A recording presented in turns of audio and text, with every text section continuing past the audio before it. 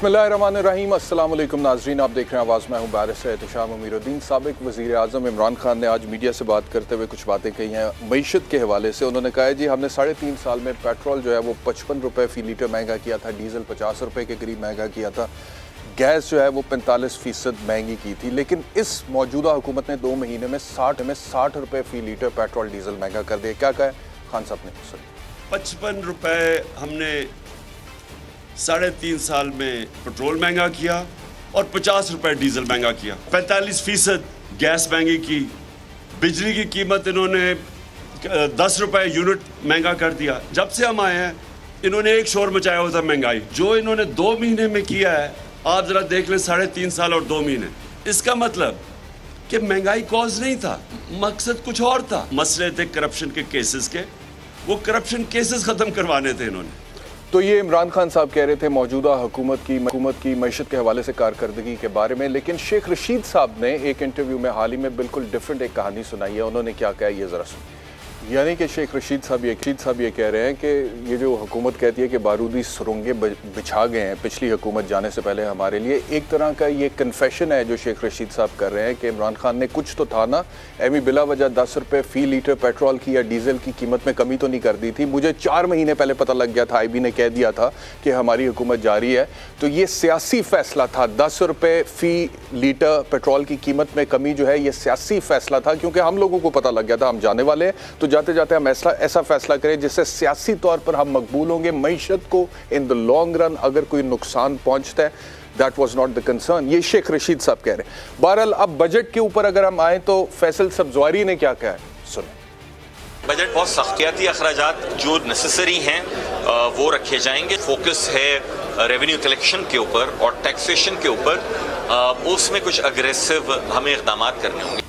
और यही शाज़िया मरी कह रही हैं कि कोई दूध और शहद की नहरें नहीं बहेंगी, बजट सख्त हो गया, टैक्सेशन बढ़ेगी। वो क्या कह रही है ये भी सुनो। ये कहना तो मैं समझती हूँ कि गलत होगा कि अगर हम ये कह दें कि जी इस बजट में सब अच्छा होने जा रहा है और आपके लिए दूध की नहरें बहेंगी और आसमान से तारे आएंगे। ऐसा कुछ नहीं है। पाकिस्तान के मौशी हालात बहुत पेचीदा हैं। तारीख़ में ये लिखा जाएगा कि पिछले 4 बरसों में इस मुल्क के अंदर जो महंगाई है वो रिकॉर्ड के दर्जे पर गई है। हमें अवाम की तकलीफ़ का भी अंदाज़ा है। तो ये सूरत हाल है। आने वाले बजट के हवाले से मैं आपको बताऊं कि ये जो हुकूमत है ये जो बजट देने जा रही है इसके बारे में प्रेडिक्शन ये है कि 4,282 अरब रुपए का खसारा होगा आने वाले बजट में। और जो कर्ज़ों की सूरत हाल है वो आपको पहले ही पता है, 44,000 अरब के करीब स्टेट बैंक ऑफ पाकिस्तान का रीसेंट फिगर है कि पाकिस्तान के ऊपर कर्जा है। तजारती खसारा is one of the highest in the history of Pakistan, 43.3 अरब डॉलर के करीब है रवा साल में। फॉरेन रिजर्व जो है वो 10 बिलियन डॉलर से कम है। स्टॉक एक्सचेंज की हालत बुरी है। मूडीज़ की जो रेटिंग आई थी उसमें मनफी में पाकिस्तान को कर दिया था। फेटफ की तलवार पाकिस्तान के ऊपर लटक रही है। और वैसे जो सूरत हाल है वो आप सब लोगों को पता है कि 39% of the population is living below the poverty line. और हमारा जो आइन है उसमें जो सेकंड चैप्टर है फंडामेंटल राइट्स का, उसका आर्टिकल 9 राइट टू लाइफ की जो बात करता है, आला अदालतों ने उसकी तशरीह कुछ इस तरह से की है कि रियासत और हुकूमत की जिम्मेदारी है कि हर शहरी को एक डिसेंट लाइफस्टाइल प्रोवाइड करे। और डिसेंट लाइफस्टाइल का मतलब ये है कि रोटी कपड़ा मकान तालीम सहित इंसाफ। लेकिन 39% लोग इस मुल्क में ख़त गुर्बत से नीचे रहते हैं। 1000 में से 56 बच्चा पैदा होते साथ ही मर जाता है क्योंकि अस्पतालों में फैसिलिटीज़ अच्छी नहीं है। एजुकेशन हेल्थ का जो हाल है वो हमारे सामने। तो इस सूरत हाल में इस बजट के साथ हम क्या करेंगे, हम किस तरफ जा रहे हैं, मज़ीद क्या हालात ख़राब होंगे। मैं चाहता हूं कि हमारे शो के प्लेटफॉर्म पे हम एक ग्रैंड डिबेट करें कि इस मुल्क की मईशत को हम दोबारा उठा कैसे सकते हैं। और इसी हवाले से हमने 2 एक्सपर्ट्स को दावत दी है। डॉक्टर तैमूर रहमान जानते हैं, पहले भी हमारे शो में आ चुके हैं और लम्स में पढ़ाते भी हैं। बहुत शुक्रिया डॉक्टर साहब हमें ज्वाइन करने के लिए। और ज़ीशान मर्चेंट साहब भी हमारे साथ हैं, आप भी इकोनॉमिस्ट हैं, आपका भी बहुत शुक्रिया। डॉक्टर साहब आपसे गुफ्तगू का आगाज़ करते हैं। ये फरमाइएगा कि जो फिगर्स हैं वो तो अच्छे नहीं हैं, मैंने अभी जिक्र किया, और प्रेडिक्शन ये है कि आने वाले बजट में 4,282 अरब रुपए का खसारा होगा। टैक्सेस भी बढ़ाएगी ये हुकूमत, उसकी डिटेल थोड़ी देर में मैं डिस्कस करता हूँ आपके साथ। तो इन हालात में इस बजट के साथ आने वाले साल में आप क्या देख रहे हैं? वर्ल्ड बैंक की रिपोर्ट के मुताबिक आलमी तौर पर इस वक्त एक स्टैगफ्लेशन आने लगी है, जिसका मतलब है कि उन्होंने कहा है कि जिस तरह 1970 के अंदर ओपेक क्राइसिस के बाद स्टैगफ्लेशन आई थी, वैसे आलमी तौर पर स्टैगफ्लेशन आ रही है, जिसका मतलब है लो ग्रोथ और वेरी हाई इन्फ्लेशन। महंगाई बहुत तेज़ और कोई ख़ास तरक्की नहीं हो रही या होगी। और IMF ने हमें ये कहा है कि 7.2 ट्रिलियन डॉलर्स आपने रेज़ करने हैं रेवेन्यूज़ में, FBR ने रेज़ करने हैं, which is about 21% increase in 21% इजाफा करना है। ये नहीं हो सकता, ये बहुत मुश्किल है कि इस टारगेट को रीच करें। आपने ऑलरेडी बताया कि खसारा जो हुकूमत को होता है, इस खसारे की एक दिलचस्प बात यह है तशाम कि जो क्योंकि हमारी जो FBR की अर्निंग्स हैं वो होती हैं इंटरनेशनल कस्टम ड्यूटी से और इंटरनेशनल ट्रेड से। सो जैसे इंटरनेशनल ट्रेड पे असर होता है उसका इमीडिएट इम्पैक्ट हमारे हुकूमती बजट पर भी हो जाता है। तो इस वक्त तो यही नज़र आ रहा है कि जिस तरह शाहिद कारदार साहब ने लिखा आज सुबह कि वेल्थ टैक्स, प्रॉपर्टी के ऊपर टैक्स, इनकम टैक्स, कोई लाइकलीहुड नहीं है कि ये रिग्रेसिव। और उन्होंने तो ये भी कहा है कि पेट्रोल पे टैक्स लगाएं आप, जो कि हटाया है डिस्पाइट द फैक्ट कि इतना इजाफा हुआ है। पेट्रोल अब मज़ीद 245 तक, उससे भी ऊपर जा सकता है, मज़ीद इसमें 30-35 रुपये और इजाफा हो सकता है। तो एक पूरे लिस्ट ऑफ टैक्सेस हैं जो उन्होंने रेकमेंड किए। उन्होंने ये कहा है कि जो आइटम्स आप इंपोर्ट पे बैन लगाया है, क्योंकि लग्जरी आइटम्स हैं, उन पे बैन रिमूव कर दें और उन पे टैक्स वगैरह लगा दें ताकि इंटरनल टैक्स आए, मगर उससे फॉरेन एक्सचेंज कम होगा, फॉरेन एक्सचेंज जो रेवेन्यू है वो कम होगी। तो बहुत ही मुश्किल हालात गरीबों के लिए आने वाले दिनों में। इस पे बात करते हैं कि इसको मैनेज कैसे किया जा सकता है या किया नहीं जा सकता। ये गवर्निंग दी अनगवर्नेबल वाली जो बात है, ये है या नहीं है। ज़ीशान मर्चेंट साहब, मुझे फरमाइएगा कि मैं ये आदाद शुमार देख रहा था, आने वाले बजट में जो टैक्स का हदफ है इस हुकूमत ने रखा है वो 7,255 का है, और पेट्रोलियम लेवी की मद में 406 अरब रुपए इकट्ठे किए जाएंगे, डायरेक्ट टैक्सेस की मद में 2,711 अरब रुपए इकट्ठे किए जाएंगे, जो कि पिछले साल से 600 अरब ज़्यादा है। यानी कि पिछले साल जितना डायरेक्ट टैक्सेस की मद में लगाया था हुकूमत ने, उससे 600 अरब रुपया ज़्यादा इस साल अवाम से लिया जाएगा डायरेक्ट टैक्स की मद में। सेल्स टैक्स की मद में 800 अरब रुपया ज़्यादा लिया जाएगा। कस्टम ड्यूटी की मद में 58 अरब रुपए ज़्यादा लिए जाएंगे। IMF की तो रिक्वायरमेंट है ही, वो तो कहती हैं कि जी टैक्सेस बढ़ाएं तो उसके बाद फिर इंस्टॉलमेंट आएगी।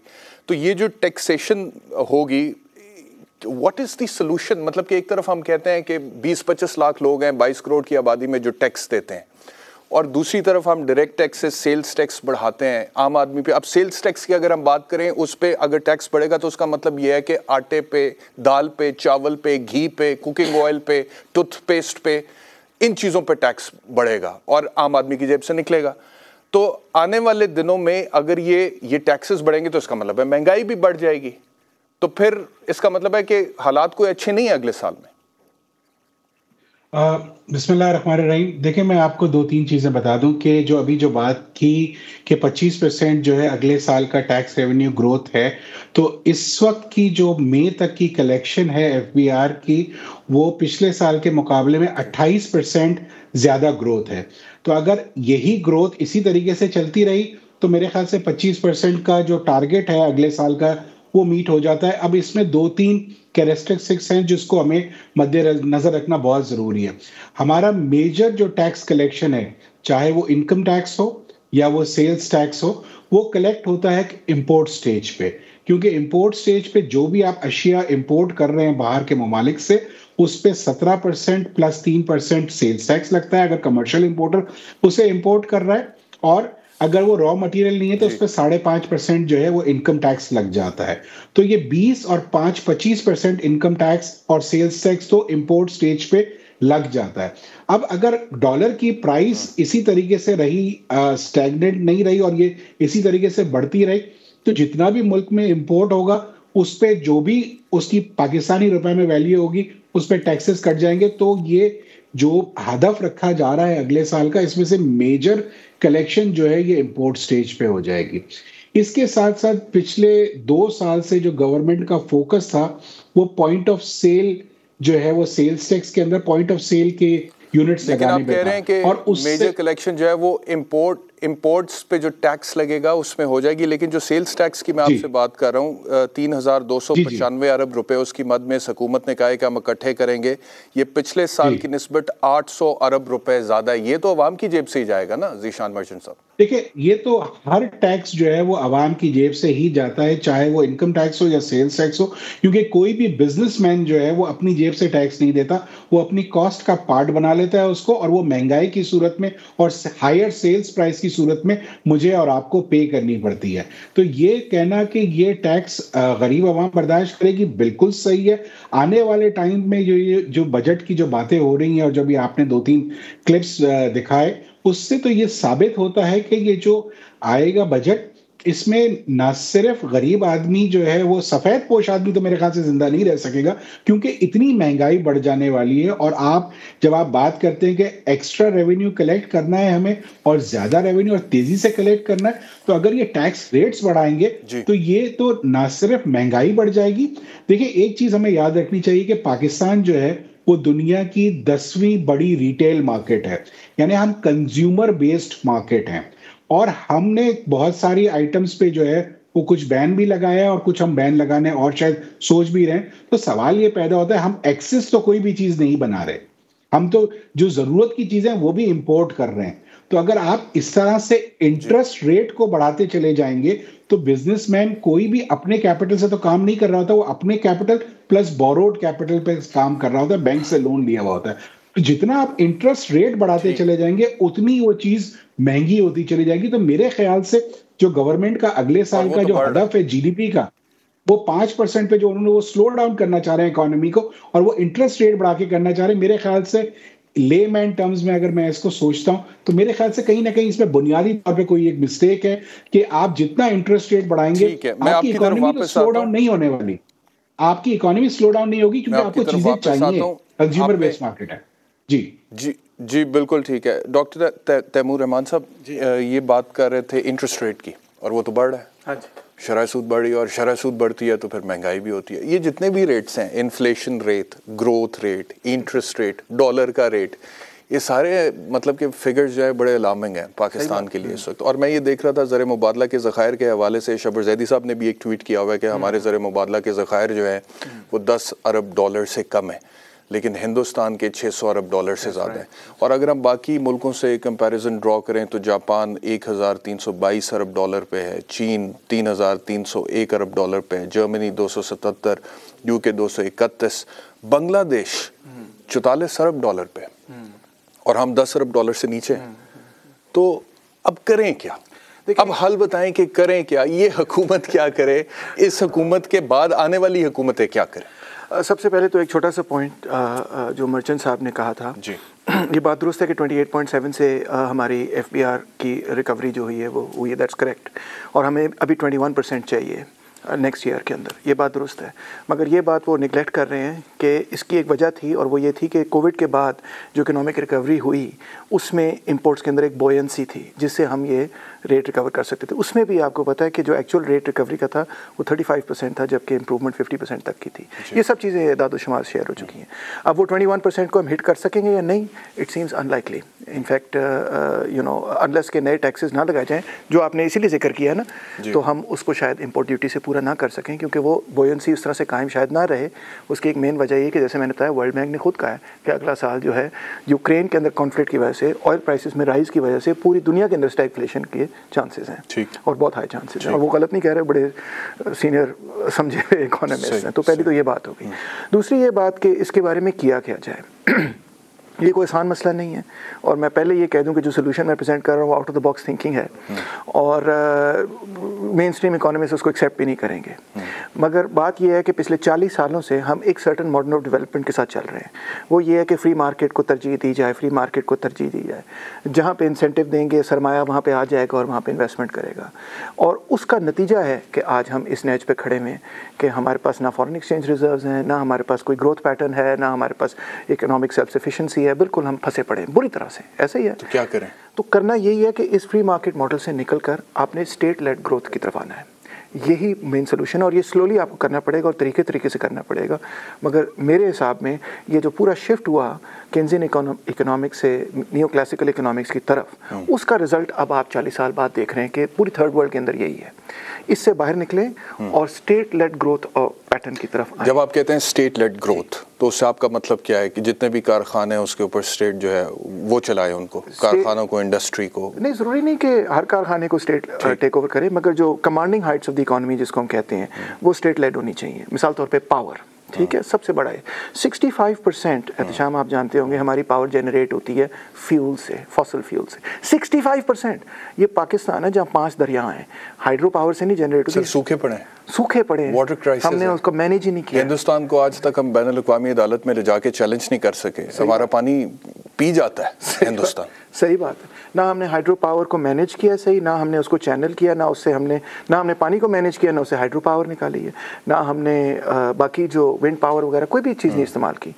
तो ये फॉसिल फ्यूल्स पे डिपेंडेंसी खत्म करे, और ये खत्म कर सकती है कोई प्राइवेट इन्वेस्टर तो नहीं खत्म कर। मेरा एक सवाल है डॉक्टर साहब, यहाँ पे मेरा एक सवाल है, आपने ये स्टेट लेड ग्रोथ की बात की है, स्टेट पर हम रिलाय तो करते हैं, जैसे मैं कह रहा था कि स्टेट की जिम्मेदारी हर शहरी को रोटी, कपड़ा, मकान, तालीम, सेहत, इंसाफ, एक डिसेंट लाइफस्टाइल देना है। लेकिन जो चीज़ें ऑलरेडी स्टेट के पास हैं, हालात बड़े बुरे हैं डॉक्टर साहब। जी बिल्कुल, जहाँ पे स्टेट चला रही है, आप पाकिस्तान स्टील मिल देख लें, आप रेलवेज देख लें, सवाए फौज का हर इदारा जो है वो टोटली इफिशिएंटली चलता है, बिल्कुल ठीक चलता है, टाइम पे चलता है, और कोई भी इदारा उनका सवाए ऑब्वियसली आर्मामेंट्स वगैरह कोई भी खसारे में नहीं जाता। बिल्कुल ठीक है। लेकिन अगर हम ये बड़े बड़े जो हमारी सिविलियन गवर्नमेंट के अंडर जितने भी इंडस्ट्रीज हैं, चाहे हम पाकिस्तान स्टील मिल की बात करें, चाहे हम पाकिस्तान रेलवेज की बात करें, हम पोस्ट ऑफिस की बात करें, हम किसी और महकमे की बात करें, तो वहाँ पे तो हालात बहुत बुरे हैं। उसकी वजह ये है, और एक बहुत बड़ी वजह करप्शन भी है, एक बड़ी वजह लैक ऑफ इंटरेस्ट भी है। सबसे बड़ी वजह ये नहीं है, सबसे बड़ी वजह ये है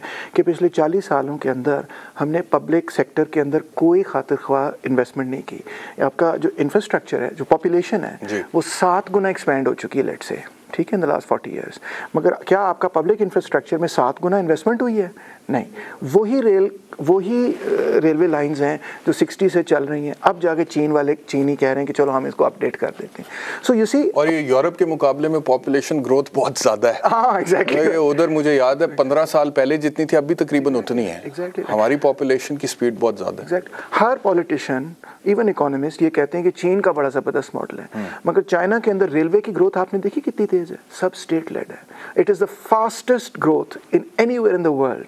सिर्फ रेलवे की बात कर रहा हूँ, उन्होंने with in the last 10-20 years पूरे चाइना को रेलवे। लेकिन इसके लिए पॉलिटिकल स्टेबिलिटी भी चाहिए, वो है नहीं पाकिस्तान। आप ये कह लें, शहबाज साहब तो अभी सोच रहे थे मैं मुश्किल फैसला करूं ना करूं, करूं ना करूं, और इवेंचुअली फिर उन्होंने कर लिया। कह लें कि इसमें इकोनॉमिक पॉलिसी में स्टेबिलिटी चाहिए। चलो पॉलिटिशियंस आगे पीछे होते भी रहे, मगर इकोनॉमिक पॉलिसी में अगर स्टेबिलिटी आए तो ये अचीव हो सकता है। ज़ीशान मर्चेंट साहब, डॉक्टर साहब जो बात कर रहे हैं आप इससे इत्तफाक करेंगे, या आपके पास कोई और मॉडल है? किस तरह से इन मसाइल में से निकला जा सकता है? किस तरह से मईशत को उसके पैरों पर खड़ा किया जा सकता है? किस तरह से एक आम आदमी के मसाइल का हल किया जा सकता है? एटलीस्ट इतना कि बुनियादी ज़रूरियात ज़िंदगी तो मैसर हों इस्लामी जमहूरिया पाकिस्तान में।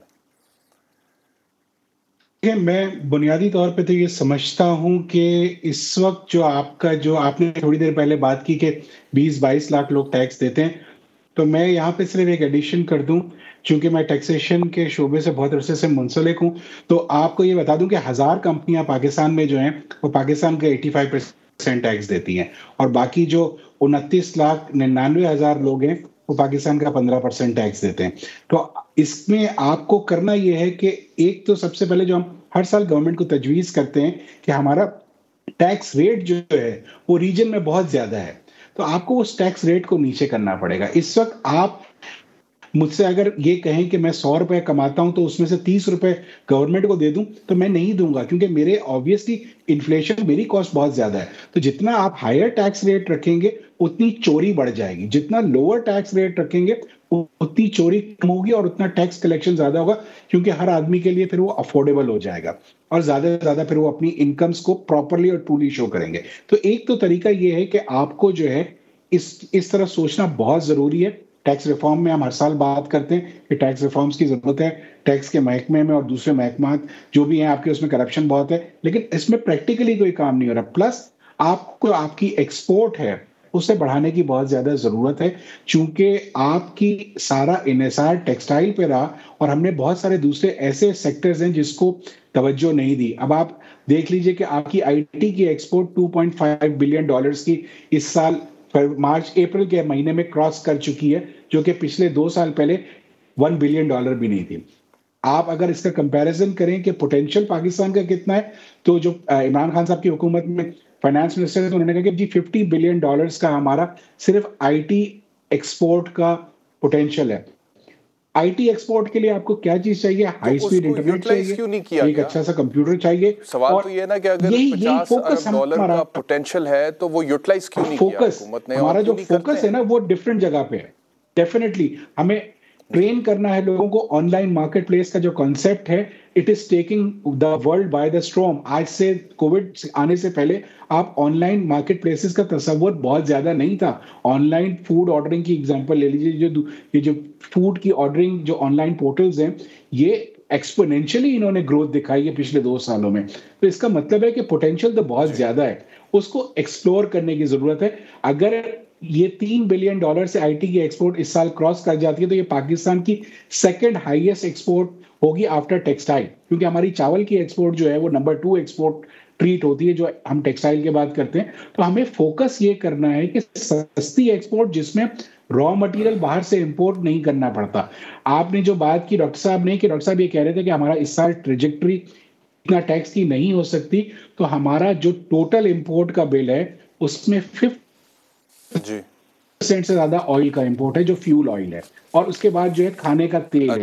तो अगर आप ये चीजें इंपोर्ट करते रहेंगे और डॉलर इतना ही रहा, तो मैं ये कह सकता हूं सेफली कि आप अपने टारगेट पे रहेंगे। प्लस इन्फ्लेशन का आप फैक्टर इन कर लीजिए, प्लस आप जो है जो आपकी ग्रोथ होगी उसको फैक्टर इन करें। तो मैं समझता हूँ हाँ, प्रॉपर प्लानिंग, जैसे आपने फरमाया कि कंसिस्टेंसी नहीं है, आपने फरमाया डिसीजन मेकिंग नहीं है, ये सारी वो चीजें हैं कि जिसको रखना बहुत जरूरी है। और अगर आप ये स्टेप्स लेते हैं तो मेरे ख्याल से आप आवाम को एक वो कॉन्फिडेंस देंगे कि जी चीजें सही डायरेक्शन की तरफ जा रही है। इसका सबसे बड़ा मसला ये है कि हमें डायरेक्शन ही नजर नहीं आ रही है, और जो डायरेक्शन ना होने की वजह से इन्वेस्टर ने अपनी इन्वेस्टमेंट रोकी हुई है, बिजनेसेस ने अपने बिजनेसेस को ऑटोमेटिकली कम कर लिया ऐसा ऐसा।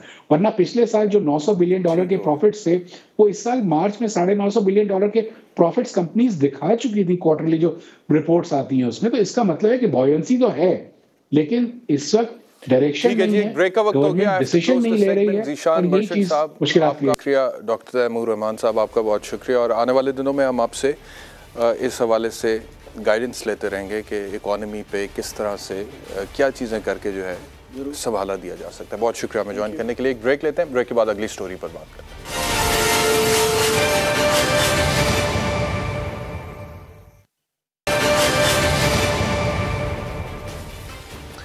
वेलकम बैक टू आवाज़। 2 दिन से मैं बात कर रहा हूँ 190 मिलियन पाउंड की सेटलमेंट जो एनसीए की हुई थी मलिक रियाज साहब के साथ। वो पैसे हुकूमत पाकिस्तान को वापस दिए गए थे। हुकूमत थी पीटीआई की, जिसमें वज़ीर आज़म इमरान खान साहब थे और शहजाद अकबर साहब उनके एडवाइज़र ऑन अकाउंटेबिलिटी थे। और उन्होंने ट्वीट किया था बाकायदा तौर पे कि ये जो सेटलमेंट का पैसा हुकूमत रियासत पाकिस्तान को वापस आए, ये गरीब अवाम पर लगेगा। लेकिन उसके बाद हुआ कुछ यूँ कि 190 मिलियन पाउंड जो हैं ये वापस मलिक रियाज हुसैन साहब को कर दिए गए। लेकिन एक वक्त था जब इमरान खान कुछ और ही बात करते थे। क्या कहते थे? तो ये पुराना शॉट है जनाब मोहतरम इमरान खान साहब का। लेकिन हाल ही में मलिक रियाज हुसैन और उनकी बेटी की मुबैना ऑडियो सामने आई है, जिसमें वो गुफ्तगू कर रही हैं कुछ, जिसमें फ़रा का नाम है, जिसमें खातून अव्वल के हवाले से बात हो रही है, जिक्र हो रहा है। वो सही है गलत है, इसका फ़ैसला इदारों ने करना है, इन्वेस्टिगेशन के बाद होना है, फोरेंसिक्स होने चाहिए। कोई अंगूठी की बात हो रही है 5 कैरेट की, मलिक रियाज हुसैन साहब कह रहे हैं दे दो। लेकिन एक वक्त था कि इमरान खान साहब का स्टेटमेंट था, तो मैंने सोचा कि आप लोगों से शेयर कर लिया जाए। करप्शन के हवाले से अगर हम बात करें तो आज सेनेट की कायमा कमेटी में भी एक इशू के हवाले से बात हुई और बाकायदा तौर पर लड़ाई हो गई अफनानुल्लाह साहब और सेनेटर शिबली फराज के दरमियान, जिसके कुछ हम सीन आपको दिखाते हैं।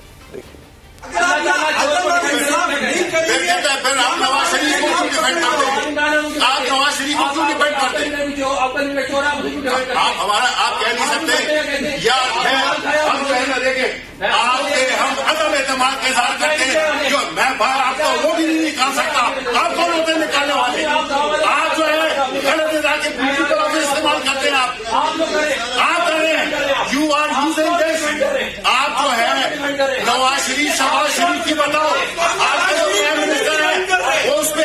तो ये इस हद तक मामला उलझा और गर्म हुआ कि उसके बाद सार्जेंट एट आर्म्स को बुलाया गया और उसके बाद फिर वक्फा लिया गया और एक दूसरे पर बहुत जुमलेबाजी जो है वो नामुनासिब किस्म की गई। तो सेनेटर डॉक्टर अफनानुल्लाह खान हमारे साथ हैं कि हुआ क्या था और क्यों मामला इतना उलझ गया और इस हद तक चला गया कि एक दूसरे के ऊपर दुश्मनाम दुराजी तक बात आ गई। डॉक्टर साहब बहुत शुक्रिया हमें ज्वाइन करने के लिए। मैं आपका ट्वीट देख रहा था जिसमें आपने कहा है कि ये थी वो ब्रीफिंग जिसको रोकने के लिए आज पीटीआई ने सारा मसला बनाया। सेनेट की कायमा कमेटी बराए साइंस और टेक्नोलॉजी ने तफसीलात मांगी थी शहबाज गिल की, बेगम की, करप्शन की। जो जवाब मौसूल हुआ इससे साबित होता है कि शहबाज गिल और उनकी बेगम ने $1,94,000 $1,54,000 की करप्शन की है। शहबाज गिल खुद गोज़म राय, आगे यूनिवर्सिटी का नाम कॉमसेट्स आपने रखा है, कॉमसेट्स का। ये क्या मामला है डॉक्टर साहब, और ये क्या इस वजह से ये मामला हुआ, ये लड़ाई हुई जो अभी हमने देखी है टेलीविजन स्क्रीन्स पर? देखें, बिस्मिल्लाहिर्रहमानिर्रहीम।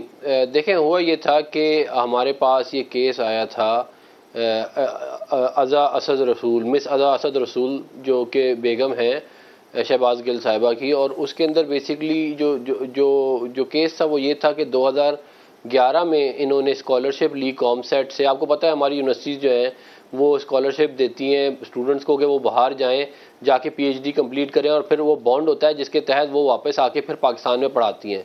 तो ये जो है ये तकरीबन कोई $1.5 से $2 लाख की स्कॉलरशिप लेके गई थी बाहर 2011 में, और इसी तरह शहबाज गिल साहब भी जो है वो इन्होंने भी पैसे लिए थे।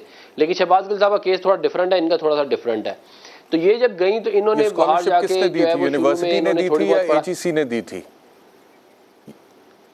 ये कॉमसेट्स यूनिवर्सिटी ने दी थी। ये जो इज़ा रसूल साहिबा को जो दी है स्कॉलरशिप, ये कॉमसेट्स यूनिवर्सिटी ने दी। फिर ये बाहर चली गई, उसके बाद हुआ ये कि ये पहले चंद साल तो नहीं, ये सरकार की यूनिवर्सिटी, ये कॉमसेट जो है सरकार के अंडर आती है, ministry of science and technology के अंदर। जब तो हमने उनको बुला लिया था। ठीक। तो अब वो उसके बाद हुआ ये कि हाँ, हमने इनको सिर्फ ये कहा कि भाई ये जो केस है इसको सिर्फ ये आके बता दें कि इसमें क्या है, और हमें कोई ये नहीं था क्या कहते कि अगर वो बेगुनाह है तो बिल्कुल मसला हल हो गया।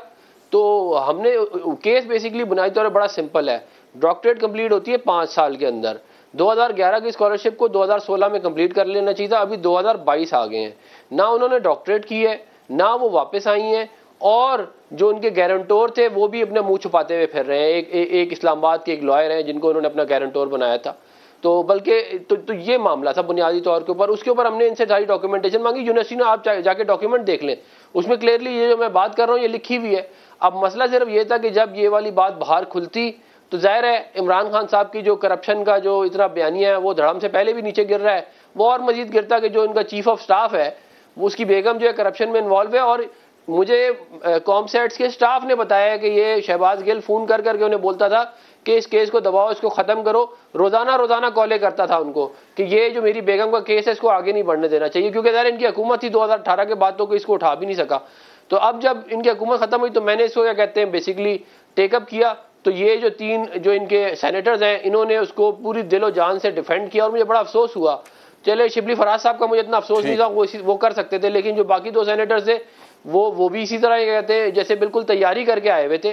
पहले जैसी मीटिंग शुरू हुई इन्होंने पहले इससे पहले कि आप उस पे जाए डॉक्टर साहब, मुझे एजेंडा लेने थे अफनानुल्लाह साहब, इससे पहले कि आज सेनेट की कायमा कमेटी में क्या हुआ उसके ऊपर मैं आपसे सवाल करूं। आप जो कह रहे हैं, आप ये कह रहे हैं कि डॉक्टर शहबाज गिल साहिबा की जो बेगम साहिबा हैं उन्होंने सरकारी यूनिवर्सिटी से $1.5 लाख की स्कॉलरशिप ली थी पीएचडी के लिए 2012 में, और 5 साल के बाद पीएचडी मुकम्मल करके उन्हें वापस आना था अकॉर्डिंग टू दी अग्रीमेंट और कॉन्ट्रैक्ट व्हाटएवर। यही था जी कि उस पर आप पीएचडी मुकम्मल करेंगे और फिर वापस पाकिस्तान आएंगे? बिल्कुल ऐसी है।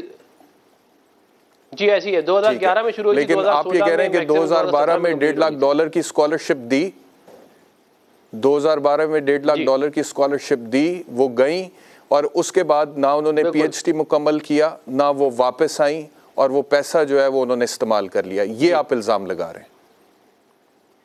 अच्छा, ये कौन से मुल्क में गई? ये आप जो डॉक्यूमेंट आप देख लें उसमें ये लिखी हुई वाली बात भी सारी जो मैं कह रहा हूँ। अच्छा ठीक है, ये कौन से मुल्क में गई पीएचडी करने के लिए? ये अमेरिका गई हैं पीएचडी करने के लिए, और ये उसके बाद वहां से फिर वापस नहीं आई। और ये उधर ही रह गई हैं। और पीएचडी किस चीज़ में करना था इन्हें? ये कोई सोशल साइंसेस का सब्जेक्ट है, उसमें लिखा हुआ है साइकोलॉजी से रिलेटेड है। और ये डॉक्टर शहबाज गिल की एहलिया हैं, अभी भी हैं, यानी कि आप डॉक्टर शहबाज गिल को जोड़ रहे हैं ना इनके साथ, इस वजह से मैं सवाल पूछ रहा हूँ। जी जी बिल्कुल बिल्कुल बिल्कुल, ये डॉक्टर शहबाज गिल की एहलिया भी हैं। और खाली ये एक केस है, दूसरा एक और केस भी है जो एजेंडा आइटम नंबर 6 था, और वो शहबाज गिल से रिलेटेड था।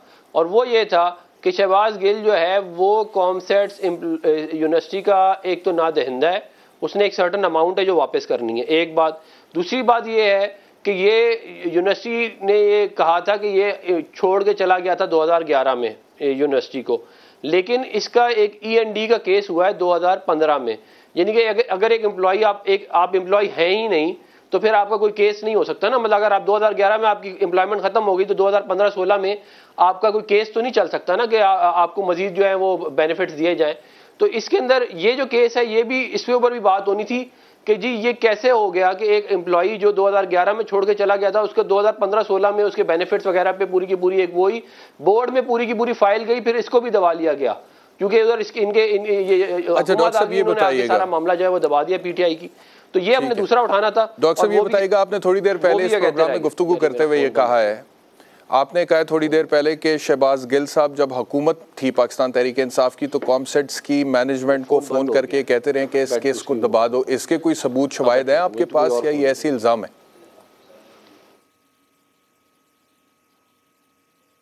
आपको मरी है? मेरे ख्याल में राब्ता मुनक़ता हो गया। हम ब्रेक पर अगर तो जा सकते हैं प्रोड्यूसर साहब बताइएगा, हम ब्रेक पर चले जाएंगे। एक ब्रेक लेते हैं, राब्ता बहाल करते हैं डॉक्टर अफनानुल्लाह से।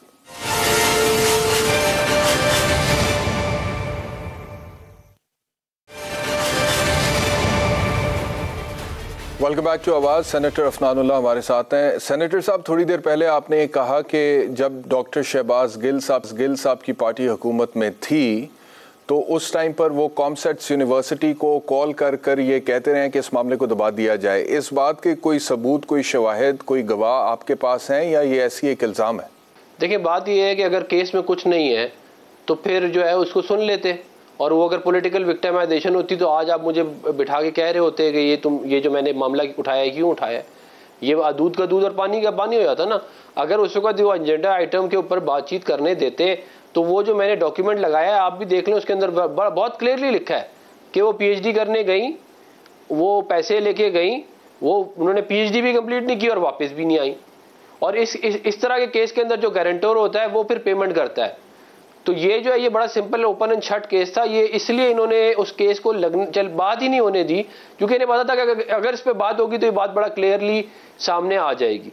फिर दूसरी बात जो मैं ये कह रहा हूँ कि मैं शहबाज गिल साहब, ये बात आप मुझे खुद बताएं कि एक खातून PhD के पैसे लेके चली गई, वो एब्सकॉन्डर हो गई, वो भाग गई है कहते हैं, तो उनका केस जो है आज तक क्यों नहीं क्या कहते हैं उठाया गया। मैं किसी का नाम नहीं ले सकता इधर बैठ के, लेकिन मैं बड़े इंपॉर्टेंट पोजीशंस पे बैठे हुए कॉमसेट्स में लोगों ने बात की है कि ये शहबाज गिल हमें फ़ोन करके हरास करता था और बोलता था क्या कहते हैं कि इस केस को नहीं उठाना चाहे कुछ भी हो जाए।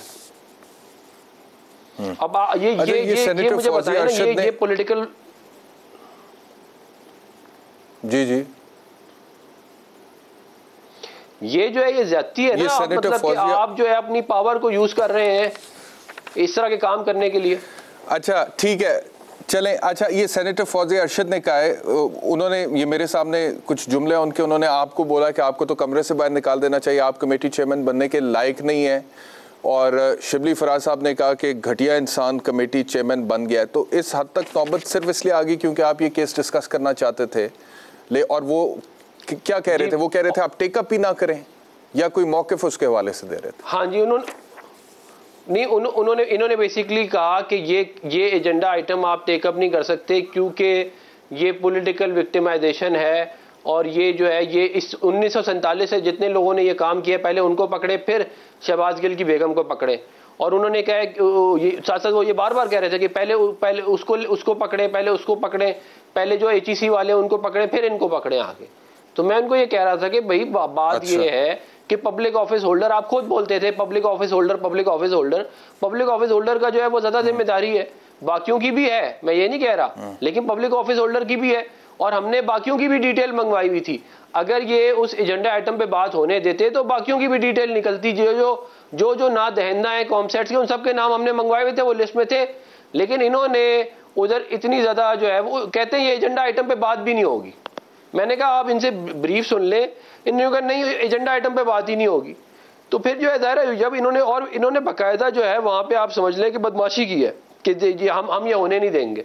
अब ज़ाहिर है वहाँ पे जब इतनी ज़्यादा खप हो, इतनी ज़्यादा बदतमीजी हो, तो फिर ज़ाहिर है वहाँ पे बाकी जो है बाकी एजेंडा आइटम मैंने चलाए सारे के सारे 1 to 4 एजेंडा आइटम कोई 1.25 घंटे मीटिंग पहले चली है उससे, और सारे के सारे, और इनकी बहुत सारी ख्वाहिशात के ऊपर मैंने उनको इंस्ट्रक्शंस भी दी कि जी आप ये काम ना करें, ये ना काम, इनके पुराने काम किए हुए थे मिसाल के तौर पे। फिर इवेंचुअली इस पर बात हो सकी या नहीं हो सकी?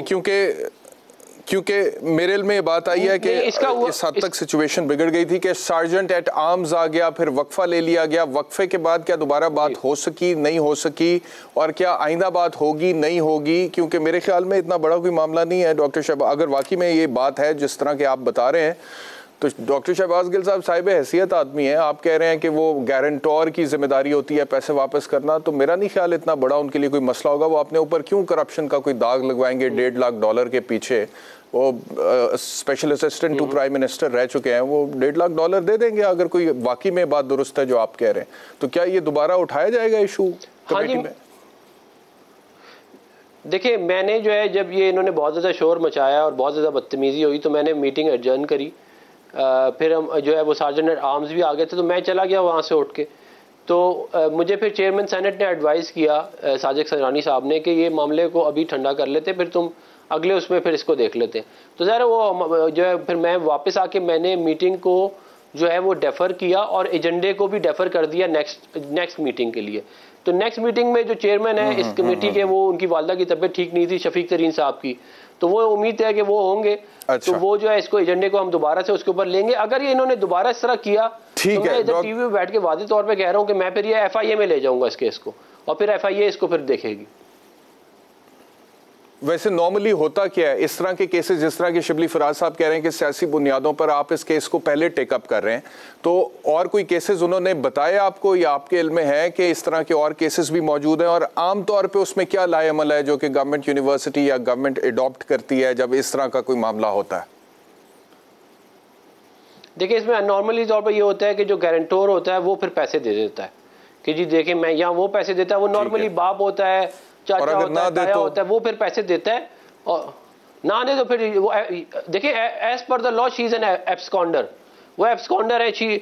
अब वो पाकिस्तान आएंगी तो क्योंकि बॉन्ड भर के दिया हुआ है। अच्छा चलो ठीक है, कुछ अब पॉलिटिक्स पे बात कर लेते हैं। अब नेक्स्ट टाइम जब ये टेकअप होगा तो पता चल जाएगा जी। वैसे सेनेट की कायमा committee for science and technology, जिसके अभी आप चेयरमैन हैं, और साइंस एंड टेक्नोलॉजी में दुनिया कहाँ पे पहुँच गई है डॉक्टर अफनानुल्लाह साहब। वो इलॉन मस्क को मैं देखता हूँ, वो जी कहते हैं जी मरीख को मुसख्खर करेंगे और कॉलोनी बनाएंगे इंसानों की, और चांद पे भी इंसानों की कॉलोनी बनाएंगे, एंड बिलियंस ऑफ डॉलर्स जो हैं वो वहाँ पे इन्वेस्ट कर रहे हैं, खलाओं को मुसख्खर कर चुके हैं।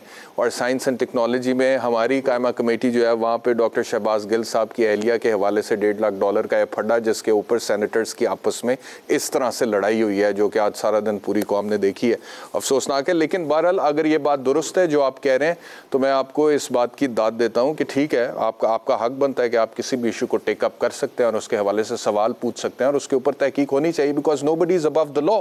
ये तो पाकिस्तान तहरीक इंसाफ और इमरान खान साहब सबसे पहले कहते रहे हैं, आज भी कहते हैं, पहले भी कहते चले गए, तो ये तो होना चाहिए। अच्छा कुछ पॉलिटिक्स की बात कर लेते हैं। इमरान खान साहब ने नई डेट दी है अपने लॉन्ग मार्च के हवाले से, क्या क्या इमरान खान साहब ने, पहले आपको सुनवा देता हूं। हमने आज़ादी तहरीक पे पूरा जोर लगाना है। मैं इंशाल्लाह चंद दिनों में डेट देने लगा हूं और ये ज्यादा देर नहीं है, मैं आपको अभी कॉल दूंगा।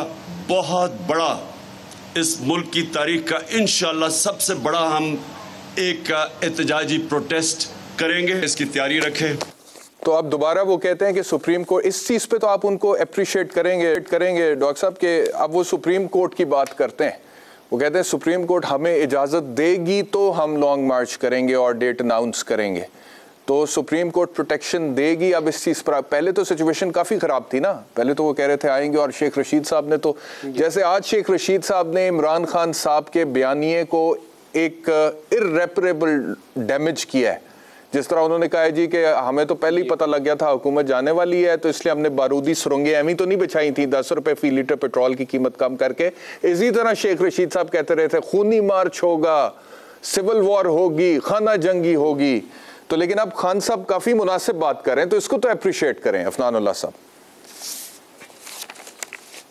देखिए बात यह है कि इमरान खान साहब ने 33 के करीब जलसे किए हैं पिछले, जब से हमारी हुकूमत आई है, इससे अराउंड दैट फिगर है। तो उसके अंदर आप मुझे बताएं, चाहे वो इनका क्या कहते हैं मर्दान का हो, पेशावर का हो, कराची का हो, ये अपना जेलम का हो, मुल्तान का, जहाँ का भी जलसा हो, हमने कभी इनको रोका तो नहीं ना। इन्होंने जाके जलसे किए हैं और हमने इनको जो है वो प्राइम मिनिस्टर लेवल की सिक्योरिटी भी दी उसके साथ कि जी कि इनको कोई तकलीफ ना पहुँचे। लेकिन अगर कोई ये बोलेगा कि हम कानून को अपने हाथ में लेंगे, हम आग लगाएंगे, हम खून रेजी करेंगे, जो है वो असला लेके आओ और इस्लामाबाद पे जत्थे लेके हमला करेंगे, अगर कोई गैर कानूनी काम करेगा तो वो स्टेट ऑफ पाकिस्तान, हुकूमत of government of Pakistan allow नहीं कर सकती। हम इस तरह जत्थों के रहमो करम के ऊपर इस्लामाबाद को नहीं, ना मुल्क को छोड़ सकते हैं। तो अगर वो कानून के दायरे में रहेंगे, सुप्रीम कोर्ट की जो इंस्ट्रक्शन है उसमें रहेंगे, तो फिर इसको देखा जा सकता है। लेकिन मैं एक बात ये ज़रूर ऐड करना चाहूँगा कि इदारों को भी जो है वो इस बात का जहन में रखना चाहिए कि इमरान खान साहब जिस इदारे की मदद लेते हैं फिर उसी को रुसवा भी करते हैं।